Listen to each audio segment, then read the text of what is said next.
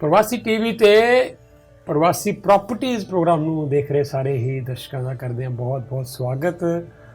GT ਇਲਾਕੇ ਦੇ ਵਿੱਚ ਜਿਉਂ-ਜਿਉਂ ਨਵੇਂ ਇਮੀਗ੍ਰੈਂਟਸ ਆ ਰਹੇ ਹੈ ਤਿਉਂ ਜਿੱਥੇ ਬਹੁਤ ਸਾਰੇ ਹੋਰ ਫੀਲਡ ਦੇ ਵਿੱਚ ਬੜੀ ਐਕਸਪੈਂਸ਼ਨ ਹੋ ਰਹੀ ਹੈ, ਵਪਾਰ ਲੋਕਾਂ ਦੇ ਬੜੇ ਵੱਧ ਰਹੇ ਹੈ, ਕਾਰਪੋਰੇਟ ਕੰਪਨੀਆਂ ਬੜੀਆਂ ਖੁਸ਼ ਨੇ, ਵਾਲਮਾਰਟ ਵਰਗੀਆਂ ਨਵੀਆਂ ਲੋਕੇਸ਼ਨਸ ਖੁੱਲ੍ਹ ਰਹੀਆਂ। ਚਲੋ ਫਰੈਸ਼ਕੋ ਤੁਸੀਂ ਦੇਖ ਰਹੇ ਹੋ ਕਿ ਜਿਸ ਇਲਾਕੇ 'ਚ ਵੀ ਇਮੀਗ੍ਰੈਂਟ ਜਾ ਕੇ ਵਸ ਰਹੇ ਹੈ ਉੱਥੇ ਨਵੇਂ ਪਲਾਜ਼ੇ ਆ ਰਹੇ ਹੈ। ਤਾਂ ਨਿਸ਼ਚਿਤ ਹੈ ਕਿ ਜਦੋਂ ਐਡੀ ਵੱਡੀ ਗਿਣਤੀ ਵਿੱਚ ਲੋਕ ਇੱਥੇ ਆਉਣਗੇ ਤਾਂ ਉਹਨਾਂ ਨੂੰ ਸਭ ਤੋਂ ਪਹਿਲੀ ਲੋੜ ਹੁੰਦੀ ਹੈ ਇਨਸਾਨ ਨੂੰ ਪਹੁੰਚਦੇ ਹੀ ਸਿਰ 'ਤੇ ਛੱਤ ਹੋਣੀ ਚਾਹੀਦੀ ਹੈ। ਛੱਤ ਰੈਂਟਲ ਵੀ ਹੋ ਸਕਦੀ ਹੈ ਅਤੇ ਜਾਂ ਛੱਤ ਖੁਦ ਦਾ ਆਪਣਾ ਖਰੀਦਿਆ ਹੋਇਆ ਘਰ ਵੀ ਹੋ ਸਕਦਾ ਹੈ। ਜੇ ਗੱਲ ਕਰੀਏ ਘਰ ਦੀ, ਘਰ ਫਿਰ ਕੋਈ ਕੋਂਡੋ ਹੋ ਸਕਦਾ ਹੈ, ਕੋਈ ਟਾਊਨ ਹਾਊਸ ਹੋ ਸਕਦਾ ਹੈ, ਬੇਸਮੈਂਟ ਹੋ ਸਕਦੀ ਹੈ। ਸ਼ੁਰੂ ਦੇ ਵਿੱਚ ਇਨਸਾਨ ਜਿਉਂ-ਜਿਉਂ ਆਪਣੇ ਆਪ ਨੂੰ ਆ ਕੇ ਸੈਟਲ ਕਰਦਾ ਨਵੀਂ ਥਾਂ ਦੇ ਉੱਤੇ, ਨਵੇਂ ਚੈਲੰਜਸ 'ਚੋਂ ਗੁਜ਼ਰਦਾ ਹੈ, ਤਾਂ ਉਹਨੂੰ ਫਿਰ ਸਮਝ ਪੈਂਦੀ ਹੈ ਕਿ ਇੱਥੇ ਘਰ ਜਿਹੜਾ ਹੈ ਉਹ ਲੈਣਾ ਓਨਾ ਵੀ ਔਖਾ ਨਹੀਂ ਜਿੰਨਾ ਅਸੀਂ ਸਮਝਦੇ ਹਾਂ। ਪਰ ਯੈਸ, ਘਰ ਜਿੱਥੇ ਤੁਹਾਡੇ ਰਹਿਣ ਲਈ ਸਿਰ 'ਤੇ ਛੱਤ ਹੈ ਉੱਥੇ ਤੁਹਾਡੀ ਇੱਕ ਇਨਵੈਸਟਮੈਂਟ ਦਾ ਬੜਾ ਅਹਿਮ ਪਾਰਟ ਹੈ, ਕਿਉਂਕਿ ਆਪਣੇ ਆਪ ਪ੍ਰਾਈਸ ਜਿਹੜੀ ਰੀਅਲ ਸਟੇਟ ਦੀ ਨਾਲ ਵੱਧਦੀ ਜਾਂਦੀ ਹੈ। ਤਾਂ ਐਸੇ ਸਮੇਂ ਦੇ ਵਿੱਚ ਜਿਹੜੇ ਲੋਕ ਨਵੇਂ ਇਮੀਗ੍ਰੈਂਟ ਇੱਥੇ ਆਏ ਹੈ ਉਹਨਾਂ ਲਈ ਜ਼ਰੂਰੀ ਹੈ ਅੰਡਰਸਟੈਂਡ ਕਰਨਾ ਇੱਥੋਂ ਦੀ ਰੀਅਲ ਸਟੇਟ ਜਾਂ ਫਿਰ ਹਾਊਸਿੰਗ ਮਾਰਕੀਟ ਨੂੰ। ਪਰ ਇਹਦੇ ਨਾਲ ਇਹ ਵੀ ਗੱਲ ਅਸੀਂ ਮਹਿਸੂਸ ਕਰਦੇ ਹਾਂ ਕਿ ਨਵੇਂ ਇਮੀਗ੍ਰੈਂਟ ਜਿਹੜੇ ਆਉਂਦੇ ਆ ਉਹ 2-4 ਸਾਲ ਬਾਅਦ, 5-7 ਸਾਲ ਬਾਅਦ ਫਿਰ ਵੱਡਾ ਘਰ ਦੇਖਣ ਦੀ ਕੋਸ਼ਿਸ਼ ਕਰਦੇ ਆ, ਫਿਰ ਉਸ ਤੋਂ ਵੱਡਾ, ਫਿਰ ਜਿਉਂ ਸੈਟਲ ਹੁੰਦੇ ਆ ਤਿਉਂ ਉਹਨਾਂ ਨੂੰ ਫਿਰ ਏਰੀਆ, ਬਹੁਤ ਸਾਰੇ ਫੈਕਟਰ ਉਹਨਾਂ ਦੇ ਮਾਈਂਡ 'ਚ ਆਉਂਦੇ ਆ। ਫਿਰ ਘਰ ਜਦੋਂ ਫਾਈਨਲ ਡੈਸਟੀਨੇਸ਼ਨ ਜਦੋਂ ਖਰੀਦਦੇ ਆ ਤਾਂ ਉਦੋਂ ਤੱਕ ਉਹ ਕਾਫੀ ਹੱਦ ਤੱਕ ਸੈਟਲ ਹੋ ਚੁੱਕੇ ਹੁੰਦੇ ਆ। ਇੱਕ ਮੋਟੇ ਅੰਦਾਜ਼ੇ ਮੁਤਾਬਕ ਕਿਹਾ ਜਾਂਦਾ ਹੈ ਕਿ ਕੈਨੇਡਾ ਜਦੋਂ ਕੋਈ ਆਉਂਦਾ ਇਮੀਗ੍ਰੈਂਟ ਉਹ ਐਟਲੀਸਟ ਆਪਣੀ ਲਾਈਫ ਦੇ ਵਿੱਚ 3 ਜਾਂ 4 ਘਰ ਮਿਨੀਮਮ ਜ਼ਰੂਰ ਖਰੀਦਦਾ ਹੈ। ਤਾਂ ਇਹ ਸਾਰੇ ਸਿਸਟਮ ਦੇ ਵਿੱਚ ਉਸ ਨੂੰ ਲੋੜ ਹੁੰਦੀ ਹੈ ਕਿਸੇ ਪ੍ਰੋਫੈਸ਼ਨਲ ਟੀਮ ਦੀ ਜਿਹੜੇ ਉਹਨਾਂ ਨੂੰ ਰੀਅਲ ਸਟੇਟ ਦੇ ਫੀਲਡ ਵਿੱਚ ਮਦਦ ਕਰ ਸਕਣ। ਪਰ ਇਹਦੇ ਨਾਲ ਜਿਹੜੇ ਲੋਕ ਵਪਾਰ ਕਰਦੇ ਹੈ, ਸਾਰੇ ਲੋਕ ਕੋਈ ਜ਼ਰੂਰੀ ਨਹੀਂ ਕਿ ਨੌਕਰੀਆਂ ਹੀ ਕਰਦੇ ਹੋਣ, ਬਹੁਤ ਸਾਰੇ ਲੋਕ ਕੋਈ ਬਿਜ਼ਨਸ ਕਰਨਾ ਚਾਹੁੰਦੇ ਹੈ ਜਾਂ ਬੜੇ ਸਾਰੇ ਲੋਕ ਬਿਜ਼ਨਸ ਦੇ ਵਿੱਚ ਇਨਵੈਸਟ ਕਰਨਾ ਚਾਹੁੰਦੇ ਹੈ। ਤਾਂ ਕਮਰਸ਼ੀਅਲ ਪ੍ਰਾਪਰਟੀ ਹੋਵੇ ਜਾਂ ਕੋਈ ਬਿਜ਼ਨਸ ਹੋਵੇ, ਉਹਦੇ 'ਚ ਵੀ ਤੁਹਾਨੂੰ ਉਨੀ ਹੀ ਲੋੜ ਰੀਅਲ ਸਟੇਟ ਦੇ ਵਿੱਚ ਜਿਹੜੇ ਪ੍ਰੋਫੈਸ਼ਨਲਜ਼ ਹੈ ਉਹਨਾਂ ਦੀ ਪੈਂਦੀ ਹੈ। ਤਾਂ ਇੱਕ ਸੀਰੀਜ਼ ਅਸੀਂ ਸ਼ੁਰੂ ਕੀਤੀ ਹੋਈ ਹੈ ਪਿਛਲੇ ਕੁਝ ਹਫ਼ਤਿਆਂ ਤੋਂ, ਜਿਹਦੇ ਵਿੱਚ ਅਸੀਂ ਪ੍ਰਵੀਨ ਅਰੋੜਾ ਹੋਰਾਂ ਨਾਲ ਔਰ ਸ਼ਮਸ਼ੇਰ ਢਿੱਲੋਂ ਹੋਰਾਂ ਨਾਲ ਗੱਲਬਾਤ ਕਰਦੇ ਹਾਂ ਕਿ ਕਿਸ ਤਰ੍ਹਾਂ ਇਹਨਾਂ ਦੀ ਟੀਮ ਤੁਹਾਨੂੰ ਕਮਰਸ਼ੀਅਲ, ਰੈਜ਼ੀਡੈਂਸ਼ੀਅਲ ਤੇ ਕਰਦੇ ਨੇ ਕੋਈ ਸ਼ੱਕ ਨਹੀਂ, ਲੇਕਿਨ ਕਮਰਸ਼ੀਅਲ ਫੀਲਡ ਦੇ ਵਿੱਚ ਵੀ ਕਿਸ ਤਰ੍ਹਾਂ ਤੁਹਾਨੂੰ ਗਾਈਡ ਕਰ ਸਕਦੇ ਆ, ਐਡਵਾਈਸ ਕਰ ਸਕਦੇ ਆ, ਤੁਹਾਨੂੰ ਹੈਲਪ ਕਰ ਸਕਦੇ ਆ ਜੋ ਤੁਹਾਡੀ ਲੋੜ ਹੋਵੇ। ਆਓ ਫਿਰ ਅੱਜ ਫਿਰ ਇਹਨਾਂ ਦਾ ਸਵਾਗਤ ਕਰੀਏ।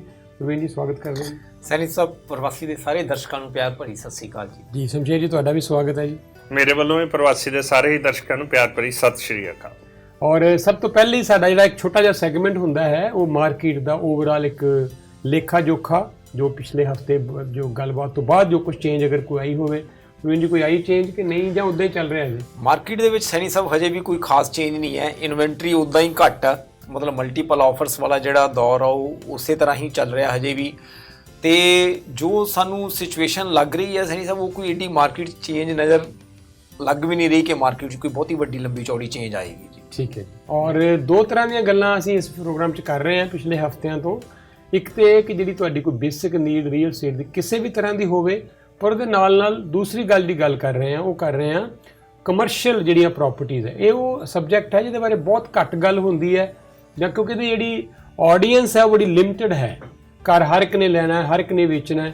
ਤਾਂ ਰੈਜ਼ੀਡੈਂਸ਼ੀਅਲ ਰੀਅਲ ਸਟੇਟ ਬਾਰੇ ਤਾਂ ਸਾਰੇ ਗੱਲਾਂ ਕਰਦੇ ਆ, ਲੇਕਿਨ ਜਿਹੜੀ ਕਮਰਸ਼ੀਅਲ ਰੀਅਲ ਸਟੇਟ ਹੈ ਇਹ ਆਪਣੇ ਆਪ 'ਚ ਇੱਕ ਬੜਾ ਇੰਪੋਰਟੈਂਟ ਇੱਕ ਸਬਜੈਕਟ ਹੈ। ਇਹਦੇ ਬਾਰੇ ਗਲਤੀ ਨਾਲ ਵੀ ਕਈ ਲਿਆ ਗਿਆ ਫੈਸਲਾ ਕਈ ਵਾਰੀ ਤੁਹਾਨੂੰ ਬਹੁਤ ਵੱਡਾ ਨੁਕਸਾਨ ਕਰ ਸਕਦਾ ਹੈ। ਸੋ ਕੋਈ ਵੀ ਸਟੈਪ ਚੁੱਕਣ ਤੋਂ ਪਹਿਲਾਂ ਚੰਗੀ ਤਰ੍ਹਾਂ ਜਾਂਚ ਪਰਖ ਲਓ। ਲਾਸਟ ਵੀਕ ਵੀ ਆਪਾਂ ਇਹੀ ਗੱਲ ਕੀਤੀ ਸੀ।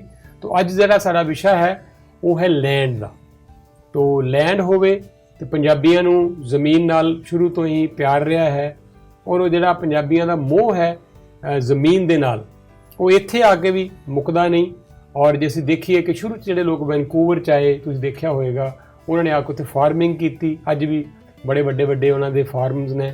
ਇਸੇ ਤਰ੍ਹਾਂ ਹੀ ਕੈਲੀਫੋਰਨੀਆ ਚਲੇ ਜਾਓ, ਬੇ ਦਾ ਇਲਾਕਾ, ਉੱਥੇ ਤਾਂ ਖੈਰ ਪੰਜਾਬੀਆਂ ਨੇ ਕਮਾਲਾਂ ਕੀਤੀਆਂ ਪਈਆਂ, ਔਰ ਹਜ਼ਾਰਾਂ ਸਕੁਅਰ ਫੁੱਟ ਦੇ ਏਕੜਾਂ ਦੇ ਵਿੱਚ ਲੋਕਾਂ ਦੇ ਉੱਥੇ ਫਾਰਮਸ ਨੇ, ਬਾਗ ਨੇ। ਤਾਂ ਪੰਜਾਬੀਆਂ ਦਾ ਜ਼ਮੀਨ ਨਾਲ ਇੱਕ ਖਾਸ ਰਿਸ਼ਤਾ ਹੈ, ਜੀਨਸ ਦੇ ਵਿੱਚ ਹੀ ਹੈ ਪੰਜਾਬੀਆਂ ਦੇ ਕਿਤੇ ਖੇਤੀਬਾੜੀ ਕਰਨੀ ਤੋਂ ਜ਼ਮੀਨਾਂ ਖਰੀਦਣੀਆਂ, ਲੇਕਿਨ ਇਹਨਾਂ ਮੁਲਕਾਂ ਦੇ ਵਿੱਚ ਜਿੱਥੇ ਅਸੀਂ ਆਏ ਹਾਂ ਇੱਥੇ ਜਿਹੜੀ ਜ਼ਮੀਨ ਖਰੀਦਣੀ ਉਹ ਬੜੇ ਸਾਰੇ ਹੋਰ ਫੈਕਟਰਸ ਨੇ, ਕਿਉਂਕਿ ਅਸੀਂ ਖੇਤੀਬਾੜੀ ਵਾਸਤੇ ਜ਼ਮੀਨ ਨਹੀਂ ਖਰੀਦਦੇ ਬਲਕਿ ਅਸੀਂ ਇਨਵੈਸਟਮੈਂਟ ਦੇ ਪਰਪਸ ਤੋਂ ਖਰੀਦਦੇ ਹਾਂ ਕਿ ਆਉਣ ਵਾਲੇ 2-4 ਸਾਲ 10 ਸਾਲ ਦੇ ਵਿੱਚ ਉਹ ਲੈਂਡ ਜਿਹੜੀ ਹੈ ਲਈ ਹੋਈ, ਜਿਹਦਾ ਕਿ ਤੁਹਾਨੂੰ ਕੋਈ ਬਹੁਤੀ ਕਾਸਟ ਨਹੀਂ ਪੇ ਕਰਨੀ ਪੈਂਦੀ, ਉਹਦੀ ਕੋਈ ਰੈਕਰਿੰਗ ਕਾਸਟ ਨਹੀਂ ਹੈ, ਕੋਈ ਓਵਰਹੈਡ ਐਕਸਪੈਂਸਿਸ ਨਹੀਂ ਹੈ ਕਿ ਤੁਸੀਂ ਲੈਂਡ ਲੈ ਲਈ ਦੈਟਸ ਇਟ। ਉਸ ਤੋਂ ਬਾਅਦ ਤੁਸੀਂ ਵੇਟ ਕਰ ਸਕਦੇ ਹੋ ਅਗਰ ਕੁਝ ਸਾਲ, ਉਹ ਲੈਂਡ ਤੁਹਾਨੂੰ ਫਿਰ ਅੱਛੇ ਪੈਸੇ ਦੇ ਕੇ ਜਾਏਗੀ। ਤੁਸੀਂ ਸ਼ਮਸ਼ੇਰ ਜੀ ਸ਼ੁਰੂ ਕਰਦੇ ਹਾਂ ਜੀ, ਇੱਥੇ ਇਸ ਸਬਜੈਕਟ ਤੋਂ ਦਿਓ ਥੋੜੀ ਜਾਣਕਾਰੀ। ਬਿਲਕੁਲ, ਜਿਵੇਂ ਸੈਣੀ ਸਾਹਿਬ ਤੁਸੀਂ ਕਿਹਾ ਕਿ ਜਿਹੜਾ ਜ਼ਮੀਨ ਦਾ ਪੰਜਾਬੀਆਂ ਦੇ ਨਾਲ 9 ਮਾਸ ਦਾ ਰਿਸ਼ਤਾ ਆ ਜੀ। ਜੀ, ਤੁਸੀਂ ਅੱਗੇ ਗੱਲ ਕਰ ਰਹੇ ਸੀ ਕਿ ਜਦੋਂ ਇਮੀਗ੍ਰੈਂਟ ਕੈਨੇਡਾ ਚ ਆਉਂਦੇ ਆ ਤਾਂ ਪਹਿਲੀ ਨੀਡ ਉਹਨਾਂ ਦੀ ਹੁੰਦੀ ਆ ਸਿਰ ਤੇ ਛੱਤ ਦੀ। ਜਿਵੇਂ ਜਿਵੇਂ ਟਾਈਮ ਪੈ ਕੇ ਉਹਨਾਂ ਦੇ ਰਿਸੋਰਸਿਸ ਵੱਧਦੇ ਨੇ, ਜਿਵੇਂ ਜਿਵੇਂ ਉਹਨਾਂ ਦਾ ਹੱਥ ਸੌਖਾ ਹੁੰਦਾ ਆ, ਜਿਵੇਂ ਜਿਵੇਂ ਇਕਨੋਮਿਕ ਕੰਡੀਸ਼ਨ ਉਹਨਾਂ ਦੀ ਬੈਟਰ ਹੁੰਦੀ ਆ, ਉਹ ਸੁਪਨਾ ਜਿਹੜਾ ਪਿੱਛੋਂ ਲੈ ਕੇ ਇੱਥੇ ਆਏ ਹੁੰਦੇ ਆ ਕਿ ਖੁਸ਼ਹਾਲੀ ਦਾ, ਔਰ ਖੁਸ਼ਹਾਲੀ ਦੀ ਡੈਫੀਨੇਸ਼ਨ ਸਾਡੇ ਚੋਂ ਬਹੁਤਿਆਂ ਵਾਸਤੇ ਉਹ ਲੈਂਡ ਓਨਰਸ਼ਿਪ ਹੈ ਜੀ। ਲੈਂਡ ਕਿਸੇ ਤਰ੍ਹਾਂ ਦੀ ਵੀ ਹੋ ਸਕਦੀ ਹੈ, ਐਗਰੀਕਲਚਰ ਲੈਂਡ ਹੋ ਸਕਦੀ ਆ। ਉਹਦੇ 'ਚ ਇੱਕ ਪੰਜਾਬੀਆਂ ਦਾ ਜਿਹੜਾ ਹੈ ਨਾ ਜੀ ਪ੍ਰਾਈਡ ਉਹਦੇ 'ਚ ਮਹਿਸੂਸ ਕਰਦੇ ਨੇ ਕਿ ਮੇਰੇ ਕੋਲ 100 ਏਕੜ ਦਾ ਫਾਰਮ ਹੈ ਜਾਂ ਮੇਰੇ ਕੋਲ 10 ਏਕੜ ਦਾ ਕਮਰਸ਼ੀਅਲ ਲਾਟ ਹੈਗਾ ਆ। ਸੋ ਗੱਲ ਉੱਥੇ ਹੀ ਆ ਜਾਂਦੀ ਹੈ ਕਿ ਕਿਉਂ ਇੰਟਰਸਟਿਡ ਨੇ ਆਪਣੇ ਲੋਕ। ਇਹ ਥੋੜਾ ਜਿਹਾ ਸੀਗਾ ਪਿਛੋਕੜ ਉਸ ਗੱਲ ਦਾ ਕਿ ਆਪਣੇ ਲੋਕ ਕਿਉਂ ਅਟਰੈਕਟ ਹੋ ਰਹੇ ਆ ਲੈਂਡ ਵੱਲ। ਹੁਣ ਜੇ ਗੱਲ ਕਰੀਏ ਕਿ ਲੈਂਡ ਕਿਸ ਕਿਸ ਟਾਈਪ ਚ ਮਿਲ ਸਕਦੀ ਹੈ ਸਾਨੂੰ, ਜਿਵੇਂ ਆਪਾਂ ਗੱਲ ਕੀਤੀ ਕਿ ਐਗਰੀਕਲਚਰ ਲੈਂਡ ਤੁਸੀਂ ਸ਼ਹਿਰ ਤੋਂ ਬਾਹਰ ਨਿਕਲ ਜਾਓ ਤੇ ਮੋਸਟਲੀ ਜਿਹੜੀ ਲੈਂਡ ਆ ਉਹ ਐਗਰੀਕਲਚਰ ਜ਼ੋਨਡ ਹੈਗੀ ਆ। ਉਸ ਤੋਂ ਬਾਅਦ ਜਿਵੇਂ ਜਿਵੇਂ ਤੁਸੀਂ ਸ਼ਹਿਰਾਂ ਦੇ ਨੇੜੇ ਆਉਂਦੇ ਜਾਂਦੇ ਹੋ, ਵਸੋਂ ਦੇ ਨੇੜੇ ਆਉਂਦੇ ਜਾਂਦੇ ਹੋ, ਕਮਰਸ਼ੀਅਲ ਲੈਂਡ, ਕਮਰਸ਼ੀਅਲ ਦੇ ਵਿੱਚ ਅੱਗੇ ਉਹਦੇ 'ਚ ਹੋ ਸਕਦਾ ਉਹ ਇੰਡਸਟਰੀਅਲ ਲੈਂਡ ਹੋਵੇ, ਹੋ ਸਕਦਾ ਉਹ ਕਮਰਸ਼ੀਅਲ ਰਿਟੇਲ ਪਲਾਜ਼ਾ ਹੋਵੇ, ਹੋ ਸਕਦਾ ਉਹ ਲੈਂਡ ਜ਼ੋਨਡ ਹੋਵੇ ਕਿਸੇ ਮੈਡੀਕਲ ਬਿਲਡਿੰਗ ਵਾਸਤੇ, ਹੋ ਸਕਦਾ ਉਹ ਲੈਂਡ ਜਿਹੜੀ ਹੈ ਜ਼ੋਨਡ ਹੋਵੇ ਕਿਸੇ ਹੋਟਲ ਮੋਟਲ ਵਾਸਤੇ, ਹੋ ਸਕਦਾ ਉਹ ਲੈਂਡ ਜ਼ੋਨਡ ਹੋਵੇ ਕਿਸੇ ਗੈਸ ਸਟੇਸ਼ਨ ਵਾਸਤੇ। ਠੀਕ ਹੈ। ਸੋ ਇਹ ਜਿਹੜੀ ਟਰਮ ਮੈਂ ਹੁਣੇ ਯੂਜ਼ ਕੀਤੀਆਂ, ਇਹ ਸਾਰੀਆਂ ਲੈਂਡ ਯੂਜ਼ ਦੀਆਂ ਫਾਰਮ ਨੇ ਕਿ ਕਿਸ ਕਿਸ ਰੂਪ ਦੇ ਵਿੱਚ ਅਸੀਂ ਲੈਂਡ ਨੂੰ ਬਾਏ ਕਰ ਸਕਦੇ ਹਾਂ। ਇਹਦੀ ਹੋਰ ਵੀ ਆਪਾਂ ਅੱਗੇ ਚੱਲ ਕੇ ਗੱਲ ਕਰਦੇ ਹਾਂ ਔਰ ਵੱਖ-ਵੱਖ ਜਿਹੜੇ ਪਹਿਲੂ ਨੇ ਉਹਦੇ ਬਾਰੇ ਆਪਾਂ ਡਿਸਕਸ ਕਰਦੇ ਹਾਂ। ਠੀਕ ਹੈ ਜੀ। ਔਰ ਪ੍ਰਵੀਨ ਜੀ, ਬਹੁਤ ਵਾਰ ਕਿਹਾ ਜਾਂਦਾ ਹੈ ਵੀ ਕੈਨੇਡਾ ਜਿਹੜਾ ਹੈ ਦੁਨੀਆ ਦਾ ਸਭ ਤੋਂ ਵੱਡੇ ਰਕਬੇ ਵਾਲਾ ਮੁਲਕ ਹੈ। ਹਾਂਜੀ। ਰਸ਼ੀਆ ਤੋਂ ਬਾਅਦ ਅਸੀਂ ਨੰਬਰ 2 ਦੀਆਂ ਦੁਨੀਆ ਦੇ ਵਿੱਚ, ਸਾਡੇ ਕੋਲ ਸਭ ਤੋਂ ਜ਼ਿਆਦਾ ਲੈਂਡ ਹੈ। ਔਰ ਕਹਿੰਦੇ ਜੀ ਕੈਨੇਡਾ 'ਚ ਹੈ ਕਿ ਇਹ ਜ਼ਮੀਨ ਹੀ ਜ਼ਮੀਨ ਹੈ, ਖਾਲੀ ਪਈ ਹੈ ਜ਼ਮੀਨ। ਕਿਹਾ ਤੇ ਵੀ ਜਾਂਦਾ ਹੈ ਜੰਗਲ ਹੀ ਜੰਗਲ ਹੈ, ਜ਼ਮੀਨ ਹੀ ਜ਼ਮੀਨ ਹੈ। ਔਰ ਵਾਕਈ ਤੁਸੀਂ ਥੋੜ੍ਹਾ ਜਿਹਾ ਸ਼ਹਿਰ ਤੋਂ ਬਾਹਰ ਨਿਕਲੋ ਤੇ ਤੁਸੀਂ ਦੇਖਦੇ ਹੋ ਕਿ ਕੁਝ ਵੀ ਨਹੀਂ ਹੈਗਾ, ਲੈਂਡ ਹੀ ਲੈਂਡ ਹੈ। ਪਰ ਦੂਜੇ ਪਾਸੇ ਜਦੋਂ ਬਿਲਡਰ ਦੀ ਗੱਲ ਕਰੀਏ, ਜਿਹੜੇ ਪ੍ਰਾਈਮ ਇਲਾਕੇ ਹੈ ਉੱਥੇ ਬਿਲਡਰ ਜਿਉਂ-ਜਿਉਂ ਹੁਣ ਤੁਸੀਂ ਦੇਖ ਰਹੇ ਹੋ ਕਿ ਨਾ ਫਰੰਟ ਯਾਰਡ ਬਚ ਰਿਹਾ ਨਾ ਬੈਕ ਯਾਰਡ ਬਚ ਰਿਹਾ, ਐਦਾਂ ਲੱਗਦਾ ਕਿ ਬਿਲਡਰ ਨੂੰ ਥੋੜੀ ਜਗ੍ਹਾ ਦੇਣ ਲੱਗਿਆ ਜਿੱਦਾਂ ਕੋਈ ਤਕਲੀਫ ਹੁੰਦੀ ਹੈ ਵੀ ਮੈਂ ਜਗ੍ਹਾ ਛੱਡ ਕੇ ਆਉਂਦੇ ਹਾਂ। ਹਾਂਜੀ। ਕਿਉਂਕਿ ਉਹ ਜ਼ਮੀਨ ਨਹੀਂ, ਅਸਲ 'ਚ ਸੋਨਾ ਉਹਦੇ ਵਾਸਤੇ ਉਹ ਇੰਨੀ ਵੈਲਿਊਬਲ ਹੈ ਕਿ ਉਹ ਕੋਸ਼ਿਸ਼ ਕਰਦੇ ਆ ਵੀ ਘੱਟੋ ਘੱਟ ਜਗ੍ਹਾ ਛੱਡੀ ਜਾਵੇ ਘਰਾਂ ਦੇ ਵਿੱਚ। ਪੁਰਾਣੇ ਘਰਾਂ 'ਚ ਅਸੀਂ ਦੇਖਦੇ ਹਾਂ ਬੈਕ ਯਾਰਡ ਫਰੰਟ ਯਾਰਡ ਬਹੁਤ ਵੱਡੇ ਵੱਡੇ ਖੁੱਲ੍ਹੇ ਖੁੱਲ੍ਹੇ, ਹੁਣ ਹੌਲੀ ਹੌਲੀ ਟਾਈਟ ਹੁੰਦੇ ਜਾ ਰਹੇ। ਸ਼ਾਇਦ ਕਾਰਨ ਇਹੀ ਹੈ ਕਿ ਜ਼ਮੀਨ ਦੀ ਕੀਮਤ ਬੜੀ ਹੈ ਤੇ ਬਿਲਡਰ ਚਾਹੁੰਦਾ ਵੀ ਇਸ ਤੋਂ ਮੈਂ ਵੱਧ ਤੋਂ ਵੱਧ ਜਿਹੜੇ ਆ ਉਹ ਘਰ ਬਣਾ ਸਕਾਂ, ਪੈਸੇ ਬਣਾ ਸਕਾਂ। ਤਾਂ ਇਹਦਾ ਮਤਲਬ ਇਹੀ ਹੋਇਆ ਵੀ ਜਿੱਥੇ ਜ਼ਮੀਨ ਲੋਕ ਰਹਿੰਦੇ ਆ ਉਹਦੇ ਲਾਗੇ ਛਾਗੇ ਜਿਹੜੀ ਜ਼ਮੀਨ ਹੈ ਉਹਦੀ ਕੀਮਤ ਕਿਤੇ ਜ਼ਿਆਦਾ ਹੈ। ਹੁੰਦਾ ਇਹ ਹੈ ਕਿ ਜਦੋਂ ਸ਼ੁਰੂ ਦੇ ਵਿੱਚ ਕੋਈ ਇਲਾਕਾ ਡਿਵੈਲਪ ਨਹੀਂ ਹੋ ਰਿਹਾ ਹੁੰਦਾ, ਐਂ ਲੱਗਦਾ ਕਿ ਜ਼ਮੀਨ ਦੀ ਤਾਂ ਕੋਈ ਕੀਮਤ ਹੋਣੀ ਨਹੀਂ, ਪਰ ਜਿਉਂ-ਜਿਉਂ ਉੱਥੇ ਡਿਵੈਲਪਮੈਂਟ ਹੁੰਦੀ ਹੈ ਉਹੀ ਜ਼ਮੀਨ ਫਿਰ ਕਿਤੇ ਤੇ ਕਿਤੇ ਕੀਮਤੀ ਹੋਈ ਜਾਂਦੀ ਹੈ। ਔਰ ਜਿਹਨਾਂ ਲੋਕਾਂ ਨੇ ਪੁਰਾਣੇ ਵੇਲਿਆਂ ਜੋ ਜ਼ਮੀਨ ਲੈ ਰੱਖੀ ਹੈ, ਖਾਸ ਤੌਰ 'ਤੇ ਅਸੀਂ ਦੇਖਦੇ ਹੀ ਹਾਂ ਜਿਹੜੇ ਬਿਲਡਰ ਹੈ ਸਿਆਣੇ ਹੁੰਦੇ ਆ, ਇਹ ਸਮੇਂ ਸਿਰ ਬਿਲਡਿੰਗ ਜ਼ਮੀਨ ਖਰੀਦ ਕੇ ਰੱਖ ਲੈਂਦੇ ਆ ਔਰ ਉਹਨੂੰ ਪਤਾ ਕਿ ਟਾਈਮ ਪਾ ਕੇ ਆਉਣ 'ਤੇ ਸੋਨਾ ਉਗਲੇਗੀ ਜ਼ਮੀਨ। ਬਿਲਕੁਲ ਸੈਣੀ ਸਾਹਿਬ, ਜਿਹੜਾ ਸਭ ਤੋਂ ਵੱਡਾ ਫਰਕ ਹੈ ਨਾ ਜੀ ਇੱਥੇ ਜ਼ਮੀਨ ਦਾ, ਜਿੱਦਾਂ ਤੁਸੀਂ ਗੱਲ ਕੀਤੀ ਹੈ ਕਿ ਜ਼ਮੀਨ ਤਾਂ ਬਹੁਤ ਆ ਕੈਨੇਡਾ 'ਚ, ਬਟ ਪ੍ਰੋਬਲਮ ਕਿੱਥੇ ਆ? ਜ਼ਮੀਨ ਬਹੁਤ ਆ ਪਰ ਜਿਹੜੀ ਡਿਵੈਲਪੇਬਲ ਲੈਂਡ ਆ ਨਾ ਜੀ ਉਹ ਬੜੀ ਕੰਟਰੋਲਡ ਆ ਕੈਨੇਡਾ ਦੇ ਵਿੱਚ। ਲਓ ਜੀ, ਇਹ ਜਿਹੜਾ ਵਿਸ਼ਾ ਹੈ ਜ਼ਮੀਨ ਦਾ, ਸ਼ਮਸ਼ੇਰ ਹੋਰਾਂ ਨੇ ਵੀ ਉਹੀ ਗੱਲ ਕੀਤੀ ਹੈ ਔਰ ਪ੍ਰਵੀਨ ਹੋਰੀ ਵੀ ਇਹੀ ਕਹਿ ਰਹੇ ਹੈ ਕਿ ਜ਼ਮੀਨ ਨੂੰ ਸਮਝਣਾ ਜ਼ਰੂਰੀ ਹੈ। ਖਾਲੀ ਲੈਂਡ ਦੇਖ ਕੇ ਇਹ ਨਾ ਸਮਝੋ ਉਹ ਲੈਂਡ ਦੇ ਵਿੱਚ ਯੂਜ਼ੇਬਲ ਲੈਂਡ ਕਿੰਨੀ ਹੈ, ਬਹੁਤ ਵਾਰੀ ਸਰਕਾਰ ਨੇ ਕੋਈ ਗ੍ਰੀਨ ਬੈਲਟ ਬਣਾਈ ਹੁੰਦੀ ਹੈ, ਆਪਾਂ ਜ਼ਮੀਨ ਲੈ ਕੇ ਬੈਠ ਜਾਂਦੇ ਆ, ਪਤਾ ਲੱਗਾ 100 ਏਕੜ ਚੋਂ ਜਿਹੜੀ ਕੰਮ ਦੀ ਉਹ ਤੇ 5-10 ਏਕੜ ਹੀ ਹੈਗੀ ਹੈ, 90 ਏਕੜ ਤੇ ਆਪਾਂ ਯੂਜ਼ ਹੀ ਨਹੀਂ ਕਰ ਸਕਦੇ। ਸੋ ਜੇ ਤੁਸੀਂ ਲੈਂਡ ਲੈਣੀ ਹੈ, ਕਿਹਨਾਂ ਗੱਲਾਂ ਦਾ ਖਿਆਲ ਰੱਖਣਾ ਹੈ, ਇਹ ਬੜੀ ਹੀ ਇੰਪੋਰਟੈਂਟ ਇਨਫੋਰਮੇਸ਼ਨ ਹੈ। ਇਹਦੀ ਗੱਲ ਕਰਦੇ ਹਾਂ ਬ੍ਰੇਕ ਤੋਂ ਬਾਅਦ। ਬ੍ਰੇਕ ਤੋਂ ਬਾਅਦ ਆਪ ਸਭ ਦਾ ਸਵਾਗਤ ਹੈ ਪ੍ਰਵਾਸੀ ਪ੍ਰਾਪਰਟੀਜ਼ ਦਾ। ਤੁਸੀਂ ਇਹ ਸਪੈਸ਼ਲ ਸਾਡਾ ਪ੍ਰੋਗਰਾਮ ਦੇਖ ਰਹੇ ਹੋ। ਮੇਰੇ ਨਾਲ ਪ੍ਰਵੀਨ ਅਰੋੜਾ ਹੋ ਰਹੀ ਔਰ ਸ਼ਮਸ਼ੇਰ ਢਿੱਲੋਂ ਹੋ ਰਹੀ ਇਸ ਵੇਲੇ ਸਟੂਡੀਓ ਵਿੱਚ ਨੇ। ਹਰ ਰੋਜ਼ ਹਰ ਹਫਤੇ ਦੀ ਤਰ੍ਹਾਂ ਅਸੀਂ ਗੱਲਬਾਤ ਕਰਦੇ ਹੁੰਦੇ ਹਾਂ। ਆਪਾਂ ਬ੍ਰੇਕ ਤੋਂ ਪਹਿਲਾਂ ਪ੍ਰਵੀਨ ਜੀ ਗੱਲ ਕਰ ਰਹੇ ਸੀ ਲੈਂਡ ਦੀ। ਤਾਂ ਬੜੇ ਵਾਰੀ ਭੁਲੇਖਾ ਪੈਂਦਾ ਜੀ ਕਿ ਲੈਂਡ ਹੈ ਤੇ ਲੈ ਲਈਏ, ਪਰ ਜੇ ਉਹਦੇ ਬਾਰੇ ਪੂਰੀ ਜਾਣਕਾਰੀ ਨਾ ਹੋਵੇ ਤੇ ਕਈ ਵਾਰੀ ਇਨਸਾਨ ਗਲਤੀ ਕਰ ਬੈਠਦਾ। ਔਰ ਉਹ ਮੇਰੇ ਖਿਆਲ ਹੈ ਇਹਦੇ 'ਚ ਮੌਰਗੇਜ ਦਾ ਵੀ ਇੱਕ ਬੜਾ ਵੱਡਾ ਪਾਰਟ ਹੈ, ਜਿਹੜਾ ਫਾਈਨੈਂਸਿੰਗ ਹੁੰਦੀ ਹੈ, ਨਹੀਂ ਹੁੰਦੀ ਹੈ ਤੇ ਕਿਸ ਤਰ੍ਹਾਂ ਹੁੰਦੀ, ਥੋੜੀ ਦਿਓ ਜਾਣਕਾਰੀ। ਉਹਦੇ 'ਚ ਸੈਣੀ ਸਾਹਿਬ ਜਿਸ ਤਰ੍ਹਾਂ ਆਪਾਂ ਗੱਲ ਕਰ ਰਹੇ ਸੀਗੇ ਕਿ ਕੈਨੇਡਾ ਦੇ ਵਿੱਚ ਲੈਂਡ ਤਾਂ ਬਹੁਤ ਆ ਜੀ, ਪਰ ਇੰਪੋਰਟੈਂਟ ਪਾਰਟ ਕੀ ਹੈ ਕਿ ਇੱਥੇ ਜਿਹੜੀ ਡਿਵੈਲਪੇਬਲ ਲੈਂਡ ਆ ਉਹ ਬਹੁਤ ਜ਼ਿਆਦਾ ਨਹੀਂ ਹੁੰਦੀ ਜੀ। ਡਿਵੈਲਪੇਬਲ ਲੈਂਡ ਕਿਉਂ ਨਹੀਂ ਜ਼ਿਆਦਾ ਹੁੰਦੀ ਜੀ? ਹੁਣ ਆਪਾਂ ਜੀ ਉਹਦੇ ਬਾਰੇ ਨਜ਼ਰ ਮਾਰੀਏ, ਜਿੱਦਾਂ ਆਪਣੇ ਕਾਮਨ ਗੱਲ ਆ ਜੀ ਕਿ ਕੋਈ ਵੀ, ਜਿਸ ਤਰ੍ਹਾਂ ਦਰਸ਼ਕ ਵੀ ਸੁਣ ਰਹੇ ਹੋਣਗੇ ਜੀ, ਅੱਜ ਆਪਾਂ ਲੈਂਡ ਲੈ ਲਈਏ, ਕੋਈ ਗੱਲ ਨਹੀਂ, ਆਪਾਂ ਦੇਖ ਲਾਂਗੇ, ਕੱਲ੍ਹ ਨੂੰ ਉਹ ਡਿਵੈਲਪ ਹੋ ਜਾਏਗੀ। ਉਹ ਜਿਹੜੀ ਚੀਜ਼ ਆ, ਉਹ ਜਿਹੜੀ ਮਿੱਥ ਆ, ਉਹ ਹਰ ਥਾਂ ਤੇ ਸਹੀ ਨਹੀਂ ਹੁੰਦੀ ਵੀ ਉਹ ਡਿਵੈਲਪ ਹੋ ਜਾਏਗੀ। ਕਈ ਵਾਰ ਤਾਂ ਲੈਂਡਸ ਇਸ ਤਰ੍ਹਾਂ ਦੀਆਂ ਨੇ ਕਿ ਤੁਸੀਂ ਅੱਜ ਲੈਂਡ ਖਰੀਦੀ ਆ, ਉਹ 20-20 30-30 ਸਾਲ ਸੈਣੀ ਸਾਹਿਬ ਉਸ ਲੈਂਡ ਤੇ ਕੁਝ ਨਹੀਂ ਹੁੰਦਾ ਜੀ। ਮਤਲਬ ਸਿਟੀ ਦਾ ਕੋਈ ਵਿਜ਼ਨ ਹੀ ਨਹੀਂ ਹੈ ਉਸ ਲੈਂਡ ਨੂੰ ਡਿਵੈਲਪ ਕਰਨ ਦਾ, ਉਸ ਏਰੀਏ ਨੂੰ ਡਿਵੈਲਪ ਕਰਨ ਦਾ। ਹੁਣ ਆਪਾਂ ਜੇ ਗੱਲ ਕਰੀਏ ਕਿ ਜਿਵੇਂ ਇੰਡੀਆ ਦੇ ਵਿੱਚ ਜਾਂ ਹੋਰ ਸਾਊਥ ਏਸ਼ੀਅਨ ਕੰਟਰੀ ਤੋਂ ਜਿੱਦਾਂ ਆਪਣੇ ਲੋਕ ਆਉਂਦੇ ਆ, ਉੱਥੇ ਆਪਾਂ ਜਦੋਂ ਕੋਈ ਲੈਂਡ ਬਾਏ ਕਰਦੇ ਆ, ਉਹਨੂੰ ਡਿਵੈਲਪ ਕਰਨ ਦੇ ਵਿੱਚ ਇੰਨੀਆਂ ਜ਼ਿਆਦਾ ਰੈਗੂਲੇਸ਼ਨਸ ਨਹੀਂ ਇਨਵੋਲਵ ਹੈ ਜਿੰਨੀਆਂ ਰੈਗੂਲੇਸ਼ਨਸ ਇੱਥੇ ਇਨਵੋਲਵ ਨੇ। ਔਰ ਰੈਗੂਲੇਸ਼ਨਸ ਦੇ ਨਾਲ ਇੱਥੇ ਇੱਕ ਸਭ ਤੋਂ ਵੱਡਾ ਹੋਰ ਫੈਕਟਰ ਇਹ ਹੈ ਕਿ ਜਿਹੜੀਆਂ ਲਾਈਫ ਦੀਆਂ ਬੇਸਿਕ ਨੈਸੈਸਿਟੀਜ਼ ਨੇ ਉਹ ਹਰ ਘਰ ਦੇ ਲਈ ਬਹੁਤ ਜ਼ਰੂਰੀਆਂ ਨੇ। ਹਰ ਘਰ ਦੇ ਕੋਲ ਗੈਸ ਹੋਣੀ ਚਾਹੀਦੀ ਹੈ, ਹੀਟ ਹੋਣੀ ਚਾਹੀਦੀ ਆ, ਹਾਈਡਰੋ ਹੋਣੀ ਚਾਹੀਦੀ ਹੈ, ਨਹੀਂ ਤੁਸੀਂ ਸਰਵਾਈਵ ਹੀ ਨਹੀਂ ਕਰ ਸਕਦੇ ਕਿ ਉੱਥੇ ਤੁਸੀਂ ਆਕੂਪਾਈ ਹੀ ਨਹੀਂ ਕਰ ਸਕਦੇ ਉਹਨਾਂ ਏਰੀਆਜ਼ ਨੂੰ। ਸੋ ਇਸ ਕਰਕੇ ਜਿਹੜੀ ਡਿਵੈਲਪੇਬਲ ਲੈਂਡ ਆ ਉਹ ਇੱਕ ਬਹੁਤ ਵੱਡਾ, ਜਿਵੇਂ ਕਹਿ ਲਓ ਕਿ ਫੈਕਟਰ ਆ। ਲੈਂਡ ਬਹੁਤ ਕੈਨੇਡਾ ਦੇ ਵਿੱਚ ਅਵੇਲੇਬਲ ਆ, ਪਰ ਡਿਵੈਲਪੇਬਲ ਲੈਂਡ ਬਹੁਤ ਥੋੜੀ ਹੁੰਦੀ ਹੈ ਜੀ।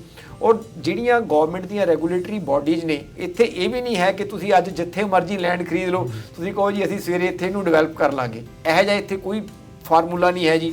ਉਹਨੂੰ ਡਿਵੈਲਪ ਕਰਨ ਦੇ ਲਈ ਇੱਕ ਕਾਫੀ ਲੰਬਾ ਚੌੜਾ ਪ੍ਰੋਸੈਸ ਆ, ਜਿਹੜਾ ਕਿ ਆਪਾਂ ਡਿਸਕਸ਼ਨ ਦੇ ਵਿੱਚ ਅੱਗੇ ਡਿਸਕਸ ਕਰਦੇ ਹਾਂ। ਥੋੜੀ ਜਿਹੀ ਦਰਸ਼ਕਾਂ ਨੂੰ ਉਹਦੇ ਬਾਰੇ ਵੀ ਜਾਣਕਾਰੀ ਮਿਲੂਗੀ ਵੀ ਇੱਥੇ ਲੈਂਡ ਡਿਵੈਲਪ ਕਿੱਦਾਂ ਹੁੰਦੀ ਹੈ ਜੀ। ਔਰ ਜਿਵੇਂ ਢਿੱਲੋਂ ਸਾਹਿਬ ਨੇ ਗੱਲ ਕੀਤੀ ਕਿ ਹੁਣ ਕਈ ਲੈਂਡ ਦੇ ਉੱਥੇ ਸਿਟੀ ਦੀ ਵਿਜ਼ਨ ਹੁੰਦੀ ਹੈ ਕਿ ਇਹ ਲੈਂਡ ਅਸੀਂ ਇਸ ਪਰਪਸ ਵਾਸਤੇ ਯੂਜ਼ ਕਰਨੀ ਆ। ਉਹ ਲੈਂਡ ਤਾਂ ਜ਼ੋਨਡ ਹੈਗੀ ਆ ਜੀ ਹੁਣ ਉੱਥੇ ਲਾਈਟ ਇੰਡਸਟਰੀਅਲ ਵਾਸਤੇ। ਅੱਛਾ, ਆਪਣੇ ਕਈ ਬੰਦੇ ਇਹ ਸੋਚ ਲੈਂਦੇ ਜੀ ਆਪਾਂ ਇੱਥੇ ਲਾਈਟ ਇੰਡਸਟਰੀਅਲ, ਆਪਾਂ ਤਾਂ ਇੱਥੇ ਹੋਟਲ ਬਣਾ ਲਾਂਗੇ ਜਾਂ ਆਪਾਂ ਇੱਥੇ ਆਹ ਚੀਜ਼ ਕਰ ਲਾਂਗੇ। ਉਹ ਤੁਸੀਂ ਕੀ ਸੋਚ ਰਹੇ ਹੋ ਉਹ ਉਸ ਚੀਜ਼ ਤੇ ਡਿਪੈਂਡ ਨਹੀਂ ਕਰਦਾ, ਡਿਪੈਂਡ ਇਸ ਚੀਜ਼ ਤੇ ਕਰਦਾ ਕਿ ਸਿਟੀ ਉੱਥੇ ਕੀ ਚਾਹ ਰਿਹਾ ਉਸ ਏਰੀਆ ਦੇ ਵਿੱਚ ਕਰਨਾ ਜੀ। ਇਹ ਬੜੀ ਇਹਨਾਂ ਨੇ ਇੰਪੋਰਟੈਂਟ ਗੱਲ ਕਹੀ ਹੈ। ਜਿਸ ਮੁਲਕ ਚੋਂ ਅਸੀਂ ਆਉਂਦੇ ਹਾਂ, ਜਿਹਨਾਂ ਮੁਲਕਾਂ ਤੋਂ, ਉੱਥੇ ਬਹੁਤ ਵਾਰ ਅਸੀਂ ਆਪਣੇ ਅਸਰ ਰਸੂਖ ਨਾਲ ਕਈ ਤਰੀਕੇ ਅਪਣਾ ਕੇ ਹੋ ਸਕਦਾ ਹੈ ਕਾਮਯਾਬ ਹੋ ਵੀ ਜਾਈਏ, ਪਰ ਇਹਨਾਂ ਮੁਲਕਾਂ 'ਚੋਂ ਨਹੀਂ ਚੱਲਦਾ। ਕੋਈ ਤੁਹਾਨੂੰ ਜਾਣਦਾ ਵੀ ਹੋਵੇ, ਕੋਈ ਮੇਅਰ ਜਾਣਦਾ ਹੋਵੇ, ਕੋਈ ਸਿਟੀ ਜਾਣਦੀ ਹੋਵੇ, ਕੋਈ ਫਰਕ ਨਹੀਂ ਪੈਂਦਾ, ਕਿਉਂਕਿ ਜੋ ਸਿਟੀ ਦਾ ਉੱਥੇ ਪ੍ਰੋਵੀਜ਼ਨ ਹੈ ਉਸ ਨੂੰ ਥੋੜ੍ਹੇ ਕਿਤਿਆਂ ਚੇਂਜ ਕਰਨਾ ਆਸਾਨ ਨਹੀਂ ਹੈ। ਤਾਂ ਕਈ ਵਾਰੀ ਲੋਕ ਗਲਤ ਫਹਿਮੀ ਦਾ ਸ਼ਿਕਾਰ ਹੋ ਕੇ ਵੱਡੀ ਇਨਵੈਸਟਮੈਂਟ ਕਰ ਬੈਠਦੇ ਆ, ਫਸ ਜਾਂਦੇ ਆ। ਤਾਂ ਰਾਈਟ ਟਾਈਮ ਤੇ ਰਾਈਟ ਜਗ੍ਹਾ ਤੇ ਰਾਈਟ ਇਨਵੈਸਟਮੈਂਟ ਕਰੋ, ਫਿਰ ਪੈਸੇ ਬਣਦੇ ਆ, ਇਹਦੇ 'ਚ ਕੋਈ ਦੋ ਰਾਏ ਨਹੀਂ ਹੈ। ਪਰ ਉਹਦੇ ਲਈ ਤੁਹਾਨੂੰ ਪੂਰੀ ਜਿਹੜੀ ਉਹਦੀ ਸਟੱਡੀ ਹੈ, ਇਨ ਐਂਡ ਆਊਟ ਸਾਰੀ ਜਾਣਕਾਰੀ ਹੋਣੀ ਚਾਹੀਦੀ ਹੈ। ਤੁਸੀਂ ਸ਼ਮਸ਼ੇਰ ਜੀ ਕੁਛ ਐਡ ਕਰਨਾ ਚਾਹੋ?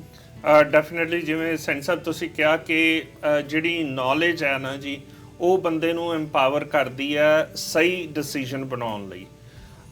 ਜੇ ਤੁਹਾਨੂੰ ਪ੍ਰੋਡਕਟ ਦੀ ਨੌਲੇਜ ਹੈਗੀ ਹੈ ਤਾਂ ਤੁਸੀਂ ਹਮੇਸ਼ਾ ਵਧੀਆ ਡਿਸੀਜਨ ਬਣਾਓਗੇ। ਪਰ ਜੇ ਉਹਦੇ ਵਿੱਚ ਕੁਝ ਪਹਿਲੂ ਇਹੋ ਜਿਹੇ ਨੇ ਜਿਹੜੇ ਲੁਕੇ ਹੋਏ ਨੇ, ਤੁਹਾਨੂੰ ਆਮ ਧਰਾਤਲ ਤੇ ਨਜ਼ਰ ਨਹੀਂ ਗਏ ਆਉਂਦੇ, ਤਾਂ ਡੈਫੀਨੇਟਲੀ ਉਹਦੇ 'ਚ ਤੁਹਾਡਾ ਨੁਕਸਾਨ ਵੀ ਹੋ ਸਕਦਾ। ਮੈਂ ਜਿਵੇਂ ਹਮੇਸ਼ਾ ਕਹਿੰਦਾ ਆ ਕਿ ਇਹ ਸਾਰੇ ਕਾਸੇ ਜਿਹੜਾ ਚੱਕਰ ਹੈ ਜੀ ਇਹਦਾ, ਉਹਦੇ 'ਚੋਂ ਬਚਣ ਲਈ ਹਮੇਸ਼ਾ ਪ੍ਰੋਫੈਸ਼ਨਲਸ ਦੀ ਮਦਦ ਲਵੋ। ਸਾਰੇ ਡਿਸੀਜਨ ਠੀਕ ਹੈ, ਫਾਈਨਲ ਡਿਸੀਜਨ ਤੁਹਾਡਾ ਆਪਣਾ ਹੁੰਦਾ ਹੈ, ਲੇਕਿਨ ਉਹਦੇ 'ਚ ਕਿਸੇ ਪ੍ਰੋਫੈਸ਼ਨਲ ਦੀ ਹੈਲਪ ਲੈਣ ਨਾਲ ਕੋਈ ਹਰਜ਼ ਨਹੀਂਗਾ ਹੁੰਦਾ, ਬਲਕਿ ਉਹਦੇ 'ਚ ਜਿਹੜੀ ਰੁਕਾਵਟ ਹੈ, ਜਿਹੜੀ ਉਹਦੇ 'ਚ ਕਠਿਨਾਈ ਆ, ਉਹ ਘੱਟ ਹੀ ਹੋਏਗੀ। ਇਸ ਵਾਸਤੇ ਤੁਸੀਂ ਸਾਡੇ ਨਾਲ ਸੰਪਰਕ ਕਰ ਸਕਦੇ ਹੋ। ਸਕਰੀਨ ਤੇ ਸਾਡੀ ਸਾਰੀ ਜਾਣਕਾਰੀ ਹੈਗੀ ਹੈ। ਮੈਂ ਪਹਿਲਾਂ ਵੀ ਬਹੁਤ ਵਾਰੀ ਇਹ ਦੁਹਰਾ ਚੁੱਕਿਆ ਗੱਲ ਕਿ ਸਾਡੇ ਨਾਲ ਕੀਤੀ ਹੋਈ ਇੱਕ ਮੁਲਾਕਾਤ ਤੁਹਾਡੇ ਹਜ਼ਾਰਾਂ ਨਹੀਂ ਲੱਖਾਂ ਡਾਲਰ ਬਚਾ ਸਕਦੀ ਹੈ। ਔਰ ਜਿਹੜੀਆਂ ਅਨਨੈਸੈਸਰੀ ਔਕੜਾਂ ਨੇ, ਤਕਲੀਫਾਂ ਨੇ, ਉਹਨਾਂ ਤੋਂ ਤੁਹਾਨੂੰ ਕਾਫੀ ਬਚਾਅ ਕਰਾ ਸਕਦੀ ਹੈ ਜੀ। ਠੀਕ ਹੈ ਜੀ, ਅੱਜ ਅਸੀਂ ਗੱਲ ਕੀਤੀ ਹੈ ਲੈਂਡ ਦੀ। ਇਹੀ ਆਪਣੇ ਆਪ 'ਚ ਐਡਾ ਵੱਡਾ ਸਬਜੈਕਟ ਹੈ ਕਿ ਇਹਦੇ ਬਾਰੇ ਮੇਰੇ ਖਿਆਲ ਹੈ ਕਈ ਪ੍ਰੋਗਰਾਮ ਸਾਨੂੰ ਜਿਹੜੇ ਆ ਉਹ ਇਸ ਤੇ ਵੀ ਕਰਨੇ ਚਾਹੀਦੇ ਆ, ਜੋ ਅਸੀਂ ਕੋਸ਼ਿਸ਼ ਕਰਾਂਗੇ ਆਉਣ ਵਾਲੇ ਦਿਨਾਂ 'ਚ ਕਰਦੇ ਵੀ ਰਵਾਂਗੇ। ਪਰ ਤੁਸੀਂ ਅਗਰ ਲੈਂਡ ਲੈਣ ਬਾਰੇ ਸੋਚ ਰਹੇ ਹੋ, ਕਿਹੜੇ ਸ਼ਹਿਰ 'ਚ ਲੈਂਡ ਲਵੋ ਔਰ ਉੱਥੇ ਹਾਈਵੇ ਕਿੰਨਾ ਕੁ ਨੇੜੇ ਹੈ, ਉੱਥੇ ਸਿਟੀ ਦਾ ਵਿਜ਼ਨ ਕੀ ਹੈ, ਹੋ ਸਕਦਾ ਹੈ ਤੁਹਾਨੂੰ ਸਾਰੀ ਜਾਣਕਾਰੀ ਆਪ ਇਕੱਠੀ ਕਰਨ ਨੂੰ ਬਹੁਤ ਟਾਈਮ ਲੱਗੇ, ਪਰ ਇਹਨਾਂ ਕੋਲ ਬੜੀ ਵੱਡੀ ਟੀਮ ਹੈ ਔਰ ਲੰਬਾ ਇਹਨਾਂ ਕੋਲ ਤਜਰਬਾ ਹੈ ਔਰ ਇਹ ਤੁਹਾਨੂੰ ਦੱਸਣਗੇ ਕਿ ਤੁਹਾਨੂੰ ਵਾਕਈ ਹੀ ਇੱਥੇ ਇਹ ਲੈਂਡ ਲੈਣੀ ਚਾਹੀਦੀ ਹੈ ਕਿ ਨਹੀਂ ਲੈਣੀ ਚਾਹੀਦੀ। ਜਾਂ ਤੁਸੀਂ ਸੋਚਦੇ ਹੋ ਕਿ ਅਸੀਂ ਕੋਈ ਲੈਂਡ ਲੈ ਲਈਏ ਔਰ 2-4 ਸਾਲ 5 ਸਾਲ ਤੁਸੀਂ ਅਗਰ ਵੇਟ ਕਰ ਸਕਦੇ ਹੋ, ਇੰਨਾ ਕੁ ਤੁਹਾਡੇ ਕੋਲ ਅਗਰ ਹੈ ਟਾਈਮ, ਤੇ ਫਿਰ ਉਹੀ ਜ਼ਮੀਨ ਹੋ ਸਕਦਾ ਤੁਹਾਨੂੰ ਕਈ ਗੁਣਾ ਵੱਧ ਪ੍ਰੋਫਿਟ ਵੀ ਦੇ ਕੇ ਜਾਵੇ। ਇੱਕ ਪ੍ਰਵੀਨ ਜੀ, ਹਾਲਾਂਕਿ ਤੁਹਾਡਾ ਸਬਜੈਕਟ ਤੇ ਨਹੀਂ ਹੈ, ਪਰ ਇਹ ਵੀ ਕਲੀਅਰ ਕਰਨਾ ਜ਼ਰੂਰੀ ਹੈ ਕਿ ਬਹੁਤ ਲੋਕ ਜਦੋਂ ਲੈਂਡ ਲੈਂਦੇ ਆ ਤੇ ਘਰਾਂ 'ਚ ਤੇ ਆਪਾਂ ਨੂੰ ਆਮ ਤੌਰ ਤੇ 10% ਡਾਊਨ ਦਿੱਤਾ, 15% ਡਾਊਨ ਦਿੱਤਾ ਤੇ ਘਰ ਦੀ ਤੁਹਾਨੂੰ $500,000 ਡਾਲਰ ਤੱਕ ਦੇ ਘਰ ਲੋਕ ਖਰੀਦ ਲੈਂਦੇ ਆ ਬੜੇ ਈਜ਼ੀਲੀ, ਛੇਤੀ ਕਲੋਜ਼ਿੰਗ ਹੋ ਜਾਂਦੀ ਹੈ। ਲੇਕਿਨ ਲੈਂਡ ਵਾਸਤੇ ਇਹ ਤੁਹਾਡਾ ਸਬਜੈਕਟ ਤੇ ਨਹੀਂ ਮੌਰਗੇਜ ਦਾ, ਲੇਕਿਨ ਥੋੜਾ ਦੱਸੋ।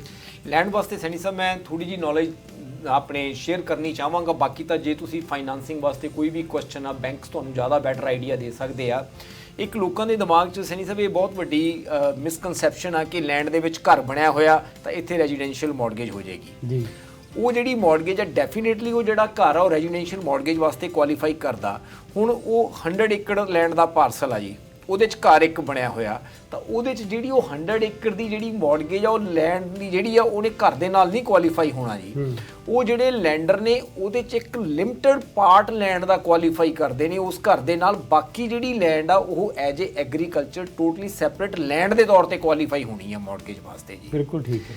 ਹੁਣ ਜੇ ਤੁਸੀਂ ਕਹਿੰਦੇ ਹੋ ਕਿ ਜੀ ਅਸੀਂ ਇਸ ਘਰ ਦੇ ਵਿੱਚ ਆਪਣਾ ਰਹਿਣਾ, ਇਸ ਦਾ ਸਾਡਾ ਪ੍ਰਿੰਸੀਪਲ ਰੈਜ਼ੀਡੈਂਸ ਆ, ਉਹ ਬੈਂਕ ਉੱਥੇ 5-7 ਏਕੜ ਨੂੰ ਨਾਲ ਸਿਰਫ ਕੁਆਲੀਫਾਈ ਕਰਦਾ ਤੁਹਾਡੇ ਨਾਲ ਉਸ ਘਰ ਨੂੰ। ਉਹ ਜਿਹੜਾ 100 ਏਕੜ ਦੂਸਰਾ ਪਾਰਸਲ ਆ ਉਹਨੇ ਉਹਦੇ ਨਾਲ ਕੁਆਲੀਫਾਈ ਨਹੀਂ ਹੋਣਾ ਲੈਂਡ ਵਾਸਤੇ ਜੀ।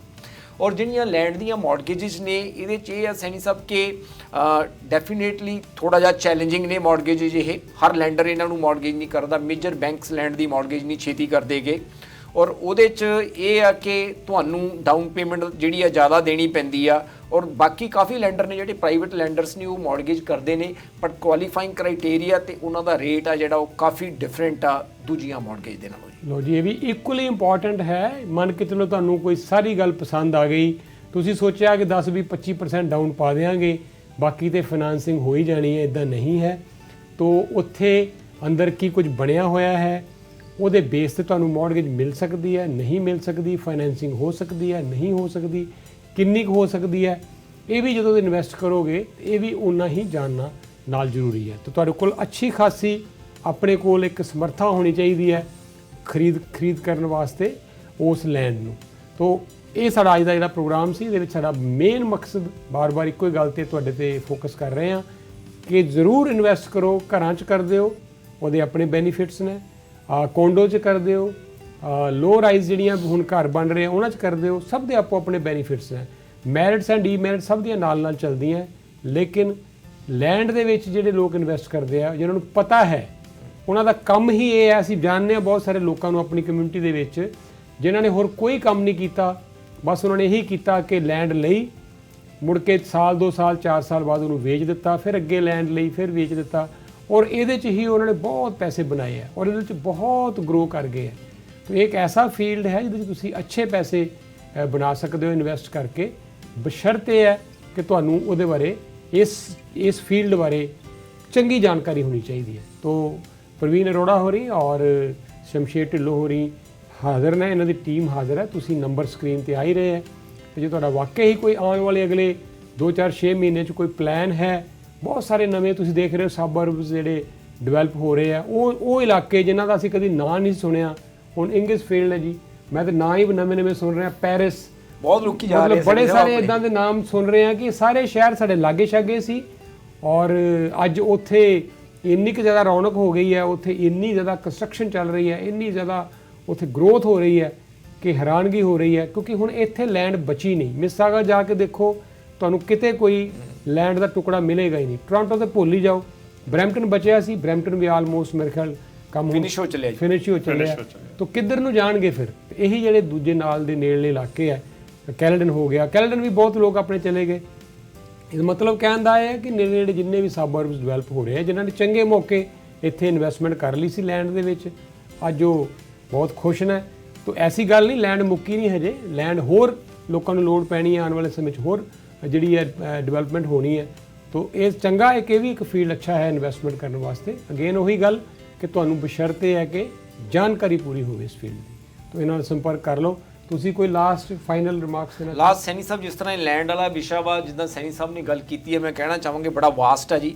ਆਪਾਂ ਅਗਲੇ ਹਫਤੇ ਸੈਣੀ ਸਾਹਿਬ ਫਿਰ ਇਹ 'ਤੇ ਡਿਸਕਸ ਕਰਾਂਗੇ ਕਿ ਲੈਂਡ ਲੈਣ ਦਾ ਕੀ ਫਾਇਦਾ, ਕੀ ਨੁਕਸਾਨ ਹੈ ਜੀ। ਔਰ ਫਿਰ ਆਪਾਂ ਨਾਲ ਥੋੜ੍ਹਾ ਜਿਹਾ ਵੀ ਡਿਸਕਸ ਕਰਾਂਗੇ ਕਿ ਆਉਣ ਵਾਲੇ 5-10 ਸਾਲ 15 ਸਾਲਾਂ 'ਚ ਆਪਾਂ ਨੂੰ ਕੀ ਲੱਗ ਰਿਹਾ ਕਿ GTA ਦੇ ਵਿੱਚ ਲੈਂਡ ਦਾ ਕਿਵੇਂ ਫਿਊਚਰ ਰਹੇਗਾ ਜੀ। ਬਿਲਕੁਲ ਜੀ। ਔਰ ਮੈਂ ਬੜੇ ਲੋਕਾਂ ਨੂੰ ਜਾਣਨਾ, ਪੁੱਛੋ ਵੀ 100 ਏਕੜ ਲੈਂਡ ਹੈ ਤੇ ਕਿੰਨੀ ਕੁ ਤੁਹਾਨੂੰ ਆਮਦਨ ਹੈ? ਉਹ ਕਹਿੰਦੇ ਜੀ ਜੋ ਕੁਝ ਹੁੰਦਾ ਕਿਸੇ ਨੂੰ ਕਿਹਾ ਹੋਇਆ ਭਾਈ ਬਾਹ ਜਿਆ ਕਰ ਤੇ ਲੈ ਜਿਆ ਕਰ, ਤੇ ਸਾਨੂੰ $25 ਉਹ ਏਕੜ ਪਿੱਛੇ ਦੇ ਜਾਂਦੇ ਆ। ਕੀ ਹੁੰਦਾ ਜੀ, ਇੰਨਾ ਵੀ ਮਿਲ ਜਾਏ ਤੇ ਕਹਿੰਦੇ ਗਨੀਮਤ ਹੈ ਜੀ। ਕਿਉਂਕਿ ਸੈਣੀ ਸਾਹਿਬ ਇੱਥੇ ਮੇਨ ਜਿਹੜਾ ਕ੍ਰਾਈਟੇਰੀਆ ਜਾਂ ਕਹਿ ਲਓ ਜ਼ਰੂਰਤ ਹੈ ਨਾ ਜੀ, ਉਹ ਲੈਂਡ ਤੋਂ ਇਨਕਮ ਦੀ ਨਹੀਂ ਹੈਗੀ, ਕਿਉਂਕਿ ਇੱਥੇ ਜਿਹੜਾ ਟੈਕਸ ਪੋਰਸ਼ਨ ਹੈ ਨਾ ਜੀ, ਉਹਦੇ 'ਚ ਕਾਫੀ ਬੈਨੀਫਿਟ ਹੈ। ਜੇ ਤੁਸੀਂ ਇੱਕ ਲੈਂਡ ਨੂੰ ਫਾਰਮ ਕਰਦੇ ਹੋ ਜਾਂ ਨਹੀਂ ਫਾਰਮ ਕਰਦੇ ਤਾਂ ਤੁਹਾਡੇ ਟੈਕਸ ਕ੍ਰੈਡਿਟ ਤੇ ਬਹੁਤ ਜ਼ਿਆਦਾ ਫਰਕ ਪੈਂਦਾ ਆ। ਜੇ ਫਾਰਮੇਬਲ ਲੈਂਡ ਆ ਤਾਂ ਉਹਦਾ ਟੈਕਸ ਬਹੁਤ ਲੋ ਹੈ, ਔਰ ਜੇ ਉਹਦੇ ਉੱਤੇ ਫਾਰਮਿੰਗ ਨਹੀਂ ਹੋ ਰਹੀ ਤਾਂ ਉਹ ਰੈਜ਼ੀਡੈਂਸ਼ੀਅਲ ਟੈਕਸ ਪੈਂਦਾ, ਜਿਹੜਾ ਕਿ ਕਾਫੀ